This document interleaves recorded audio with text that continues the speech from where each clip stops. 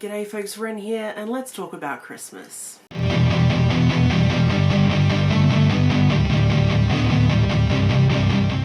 You see, I'm a person who doesn't like Christmas, and yet I have an absurd amount of Christmas books on my Kindle. So let's talk about them. Basically, this is going to be a list of some Christmas books that I am going to try and get to in December. How many Christmas books is it going to take for me to enjoy Christmas? And I'm going to tell you right now, none of these books are going to make me enjoy Christmas. I've never been the biggest fan of Christmas. It was just a thing that we did. I was very, excited about it when I was a kid. Even when I was a teenager, I was like, cool, I get some gifts. Fun. But 5 years ago, my sister passed away a few days after Christmas, and ever since then, I hate Christmas time. I hate it with a passion because all I can think about is the fact that my sister's not here and the world just keeps turning, and that sucks. So I don't like Christmas and nothing is really going to make me like Christmas, but I have so many Christmas books on my Kindle. I downloaded a bunch of them and I was like, you gotta read them at some point. So this is like a MBR, so like a may be read. I don't know how much I'm actually gonna get to in December, and we're just gonna see how much my brain can handle that much Christmassy things, because I really don't know. Oy, oy, oy. Okay, so the first one I have is Her Santa Dom by Lindsay Bassett. This is 196 pages, and I'm going to assume by the title it has some kind of BDSM thing in it. So Bailey is always a good girl. She puts work ahead of play until her best friend decides to spice things up for Christmas, which certainly explains the scanty clothes, a BDSM club, expensive auction bids, and questionable purchases. Santa is going to be bad enough for the both of them. Why do I own this? But it seems like someone purchases a dom for Christmas and they pretend to be Santa and dominate this woman. I don't know why I own this. I'm pretty sure this would have been a recommendation from the Smuttathon from a few years ago. They did a whole bunch of recommendations. I wrote all of them down. Oh my god. Dear reader, Her Santa Dom is a naughty Christmas novella. Something to make you yearn for your own naughty Santa. Okay.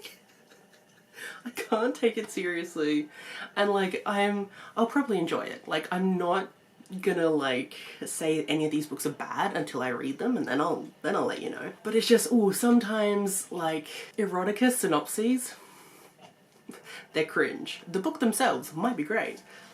Synopses, never so much. So the next one is Satan Claus is Coming to Town by Catherine Livens. Now this one sounds fun. It's 161 pages, and this person writes a letter to Santa, but they spell Santa wrong and spell it Satan, and Satan gets the letter and is like, you know what?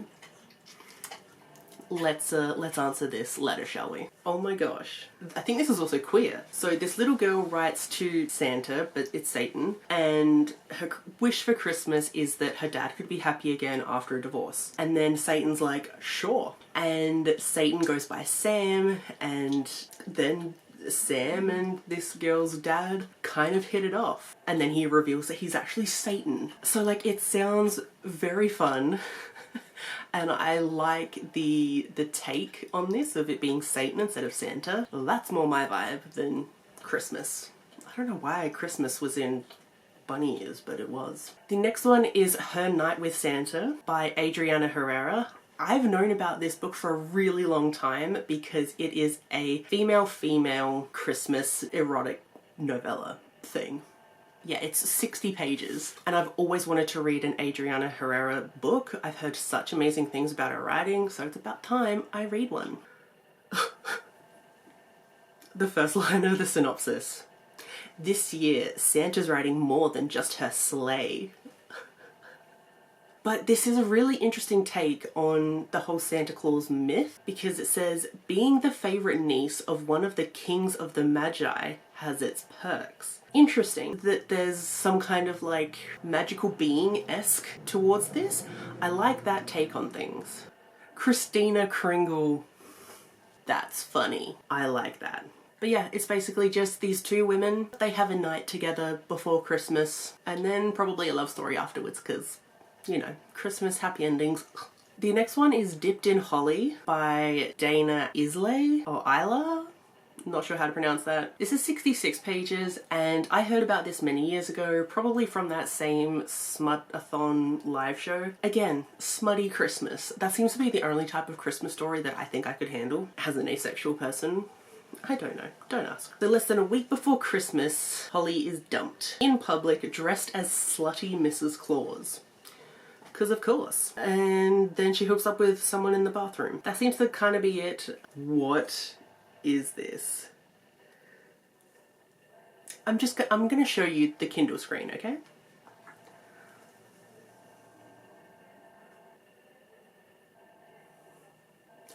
What is this?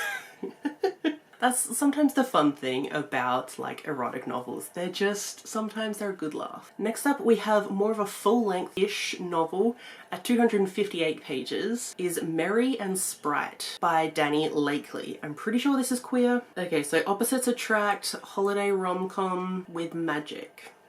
Okay. So this guy moves across the country to get away from his ex, but then his neighbor turns out to be very attractive in an annoying way, which we love to see. I love like a neighbor's thing. It's always fun. This guy is mysteriously hit with a spell that forces him to grant the wishes of the local townsfolk. And he strikes a deal with the neighbor to help him find a cure. But it's apparently a slow burn, male-male relationship Christmas romance. This I would like to read. It does actually sound kind of interesting with this like magical element in it and possible magical hijinks. I love those. Those are fun. And it seems a little less Christmassy than maybe the others.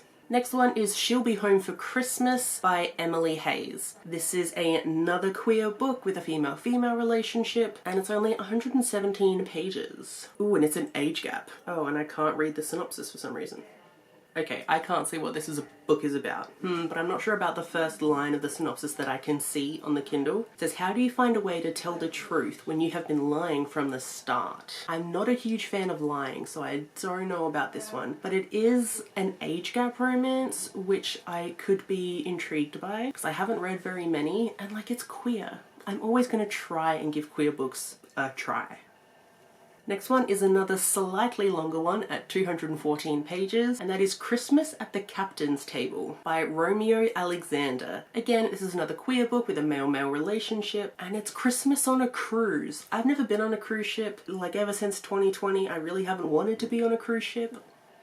But I'll read about it. Okay, so it seems like the captain has his ex-wife and his whole family on board his cruise ship for some reason during the holidays, and his ex-wife's brother is also among the cruise goers, and it seems like the captain ends up falling for his ex-brother-in-law. It's kind of interesting, I'll give it that. I'm not sure if I'm going to get to it. It's probably pretty low on my MBR, but it could be interesting. It's not a scenario I've ever read before, where it's like a ex-brother-in-law. Next up, another longer one is 223 pages, and that is Snowed In by Cheyenne Browning. This is, again, a sapphic romance. Like, we should just expect queer romances from me, right? Okay, so it seems like this woman has a one-night stand, doesn't expect the other woman to call her back, but she does, and then she asks this woman to go home with her for the holidays, and she does for some reason.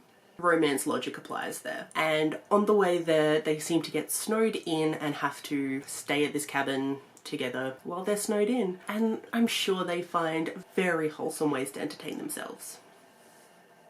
Very wholesome. No sexy times at all. Yeah.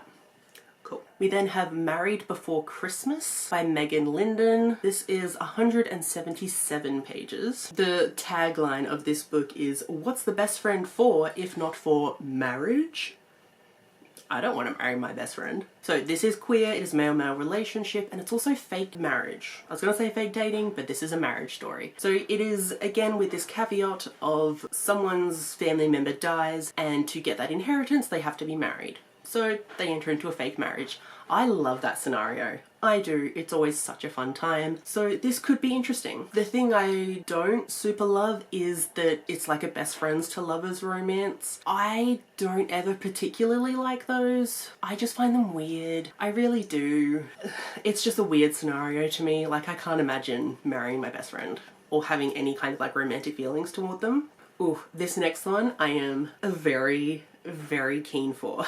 And that is Kissed by the Krampus by L. Everland. This is 270 pages and it's a queer monster romance like Krampus. I love Krampus. Like, you give me all the Krampus stories and I will read them during December and I'll be a very, very happy person. Okay, so this person whose name is Kris Kringle, who understandably hates Christmas. Yikes. He is wanting to escape, he goes somewhere, he ends up getting hurt, and then when he wakes up, he is being cared for in the South Pole by a Krampus. Love that. I love like a little hurt comfort thing going on there. That's super cool. This says, Kissed by the Krampus is a holiday monster romance featuring a cinnamon roll monster and a veteran grappling with his PTSD. Love that. That will definitely be one of the first books I read. And like, ooh, this could be good. And it's Krampus, guys. It's Krampus. That's all I can really think about is it's Krampus. I love Krampus. And it's like queer Krampus. Like, hello. That's amazing. The next one we have is Pining for You by T.S. Ankney. This is 173 pages. And again, it's queer. It's male. So this seems to be kind of friends to lovers, but also kind of enemies to lovers. And also a bit of snowed in action happening there. This guy left his fiancée at the altar, which, dick move, and then went to his old apartment. His like ex-best friend was like living there, but he didn't expect that to be happening. And then they're like stuck together for some time and they're like, oh, I don't like you, oh, I don't like you, oh, you're so annoying, let's bang. I'm assuming that's what happens. I actually don't know. That's it.